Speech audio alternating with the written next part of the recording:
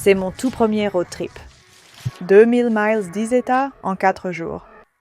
Du moins, c'était mon plan. Ce n'est pas mon vélo, celui-ci l'est.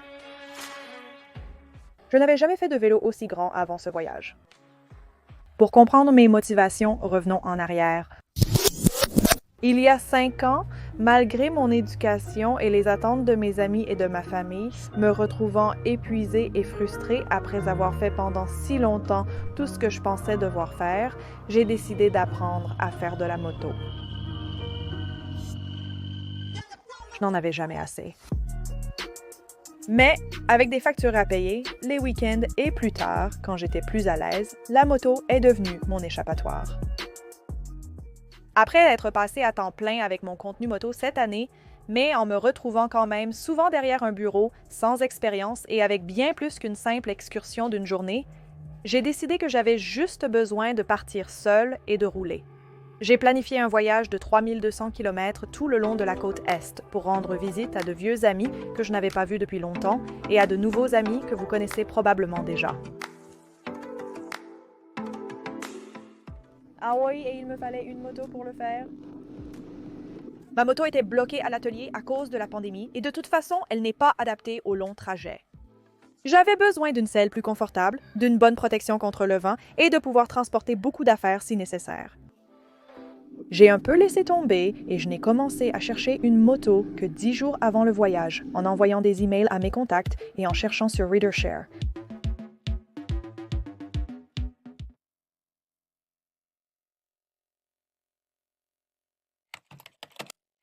Deux roues, et c'est mieux que pas de roues du tout. Une grosse moto de croisière. Une moto bagger. Je n'avais pas conduit de moto de croisière depuis longtemps. Sans parler du fait qu'elle pesait 2 fois plus que toutes les 20 motos ou plus que j'avais jamais conduites. Je me suis assurée de m'entraîner avec dans un parking la veille de mon départ, en mettant vraiment à profit les plus de 12 cours que j'ai suivis cette année, juste pour m'habituer à avoir les pieds devant moi. Je sais ce que vous pensez. Une fille qui part seule pour un long voyage, n'est-ce pas dangereux? Eh bien, déjà, je ressemble plus à un surligneur qu'à une fille. Et pour rester en sécurité, j'ai veillé à porter tout l'équipement approprié, à prendre le modèle de casque le plus sûr que je possédais, et je me suis dit d'éviter la pluie et de rouler la nuit autant que possible.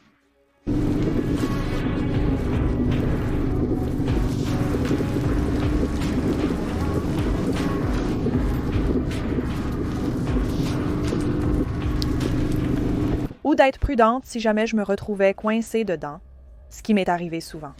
Je tenais un itinéraire de l'endroit où je serais, avec qui et à quel moment. J'envoyais tout ça à mon mari et à ma mère. Nous sommes prêts à débuter la première partie de notre road trip de 3200 km. Regarde ces magnifiques montagnes. Cette voie n'est pas si mal.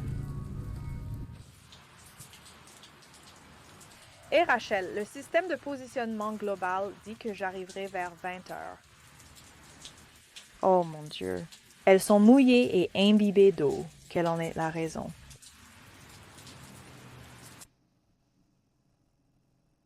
Oh non, le soleil se couche. Comment ça, il se couche? Comment il peut déjà se coucher? Je suis encore à 2 heures d'ici.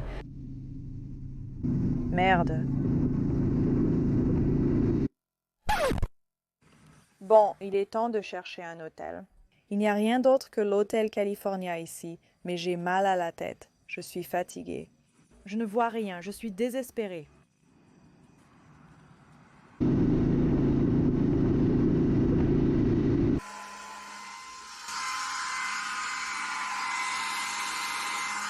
Donc, je n'ai pas atteint ma première destination. D'une manière ou d'une autre, je suis arrivée ici avec 3 heures de retard sur ce que j'avais prévu. Donc, je suis à Nashville, Tennessee, ou juste à l'extérieur de Nashville. J'étais ici pour rendre visite à une de mes amies de la fac. J'ai dû m'arrêter un moment pour un appel Zoom d'1 heure. J'ai commencé à avoir un fort mal de tête. Peut-être à cause du vent qui me frappait, venant de la petite bulle. Oui, j'avais tellement mal à la tête. J'étais si fatiguée que je pouvais à peine voir. Je perdais complètement ma concentration. Peu importe les indications de mon système de positionnement global, je les ratais. Malgré cela, je continuais à me dire que j'étais à seulement 1 heure de là. Je me disais, je ne suis plus qu'à 40 minutes. Je ne suis plus qu'à 30 minutes. Mais en fait, je continuais à me sentir de plus en plus mal. Et de plus en plus mal. Et je me suis dit, tu sais, là, ça devient dangereux, alors fais confiance à ton instinct. Du coup, je me suis arrêtée et j'ai pris une chambre dans cet hôtel. Ça sent la beurre ici. Mais mon amie est venue. Elle est venue, même s'il était genre 9 heures du soir. Elle et moi, on se couche toutes les deux tôt. Mais elle est venue et m'a apporté le dîner et j'ai enfin pu rencontrer son nouveau mari. C'était censé être un trajet de 4 ou 5 heures et ça m'a pris genre 8 heures. Mon prochain trajet est censé durer environ 7 heures et c'est pour aller chez elle à Two Wheels dans l'Ohio. Donc je me dis que j'espère ne pas doubler ce temps-là aussi. J'espère pouvoir faire ce trajet jusqu'en Ohio sans problème et que je ferai un meilleur temps, que je pourrai le faire en une journée, mais je ne sais pas.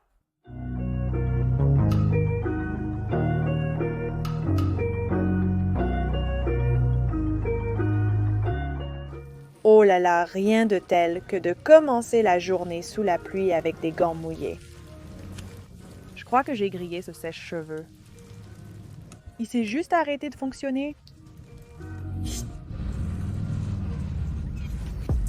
Je peux le faire, je peux le faire. La pluie n'est pas si mauvaise. Oh, c'est terrible! 400 miles de pluie torrentielle, j'en ai vraiment marre. Quand je sortirai du Tennessee et que je commencerai à entrer dans, je ne me souviens plus de la géographie, le Kentucky, puis l'Ohio, je suppose qu'il ne pleuvra plus, mais j'ai une jambe de pantalon ouverte et donc une jambe mouillée, mes mains sont toutes les deux mouillées et mes coussinets de joues sont aussi tout mouillés. L'eau est remontée par capillarité, je suppose. J'espérais m'arrêter à une station-service avec des sèche-mains, mais il n'y avait que des serviettes en papier, alors souhaitez-moi bonne chance.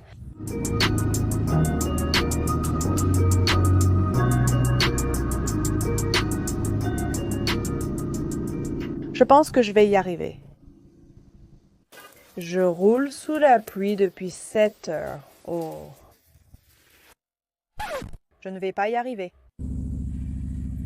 Oh mon corps. Ma tête, mon dos, tout me fait mal.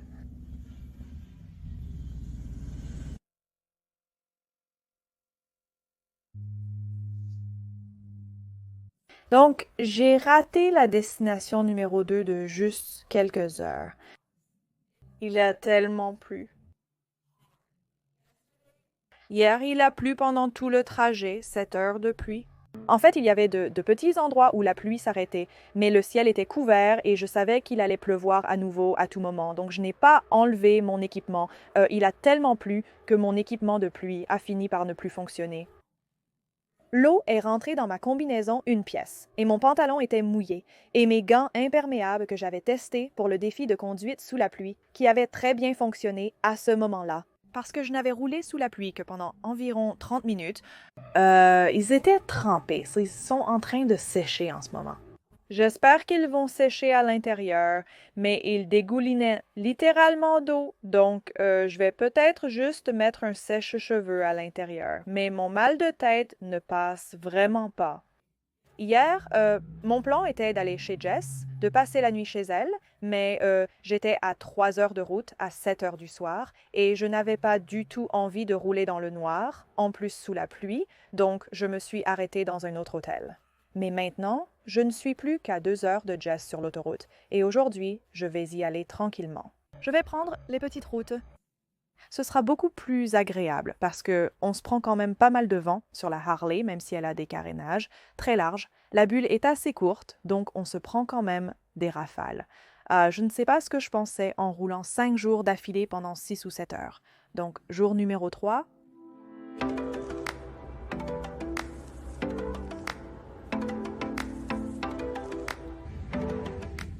Je suis sûre que vous vous demandez aussi, à 1,60 m et 11 cm et pas vraiment musclée, est-ce que je pourrais la relever si je la faisais tomber? Est-ce que je ne devrais pas seulement conduire une moto si je savais déjà comment la relever? C'est parti. Vas-y. D'accord, maintenant. Tu m'as aidé à le soulever? Je ne l'ai pas fait. Tu es sûr? Je t'ai donné ça pour te donner un peu de liberté. On peut recommencer. Oh, eh bien, tant que je ne le fais pas tomber, je n'ai pas besoin de le ramasser. Alors, ne le fais pas tomber, ne le fais pas tomber.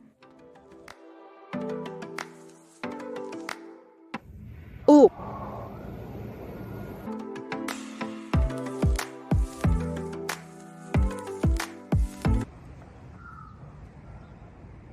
Aïe, aïe, aïe, ouah!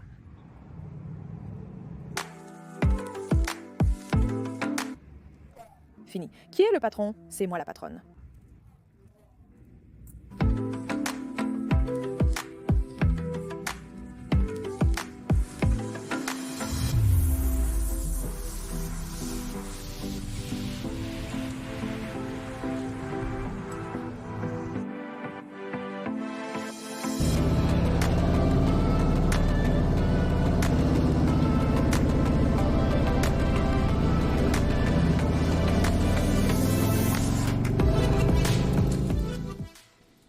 Oh, cette voiture est bien plus agréable. Je ne me fais pas mouiller par la pluie. J'ai les routes pour moi seule. C'est tellement joli ici. Je sais que j'approche en voyant les champs de maïs.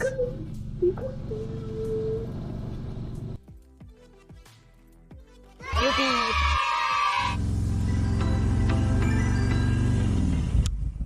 Bonjour!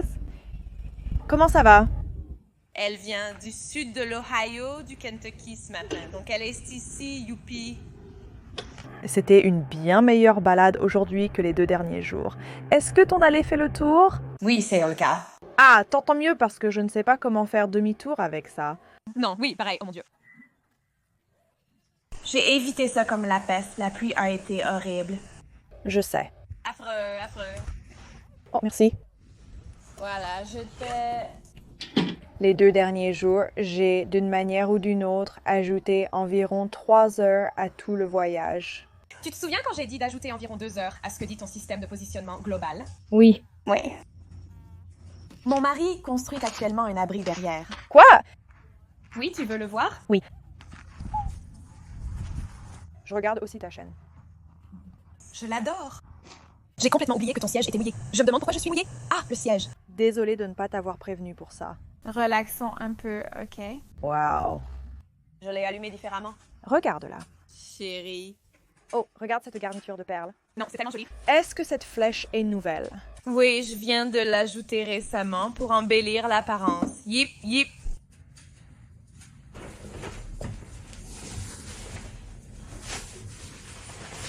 Elle est gentille. Oh, elle est super gentille. Elle peut s'énerver et mordre comme tous les chats, mais d'habitude, c'est juste avec moi. C'est juste moi qu'elle mord.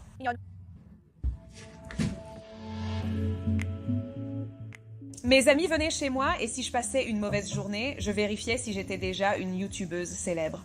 Je regardais et ça disait « Tu as 15 abonnés ». Je me disais que ça serait peut-être pour demain. C'était un excellent investissement. Oh mon Dieu. C'est énorme. C'est une GoPro. Tu peux les fixer n'importe où sur des casques de moto. On fait de la moto. Et on fait des vidéos YouTube. Sur un... Ça me dérange. L'hospitalité des Ohioans. Je suis contente que tu sois là. Merci Jess, moi aussi je suis tellement contente d'être là. Les desserts. Je ne sais pas où aller pour le dessert. Dessert keto. Un dessert avec de la glace. Donc, la morale de l'histoire, c'est fais le voyage. Parce que même si tu es une fille petite et mince qui n'a jamais transporté un gros sac dans la rue, qui n'est jamais partie en road trip et qui se fait poursuivre par le nuage orageux le plus persistant, tu passeras un super moment.